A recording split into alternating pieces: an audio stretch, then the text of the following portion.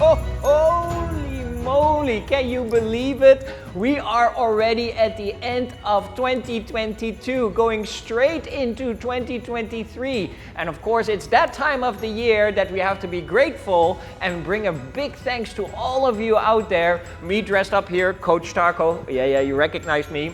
Saying a big thank you to you for a wonderful year, and we were looking so much forward in seeing you again next year. And can we come in yet? Tim, can you just wait for a while? I just do my message first, and then you can come in. Just wait for a while. So what I was saying is that we had such an extraordinary year. We have so many thanks to you, and I'm dressed up here as Santa because we are going to give some great presents. Tim, please, can you just be patient for a while? Just wait.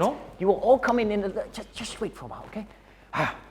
Sorry about that. So I was just saying that I wanted to wish you a very Merry Christmas, and of course a very happy. Let us come in. Come. Yeah. Okay. Never mind.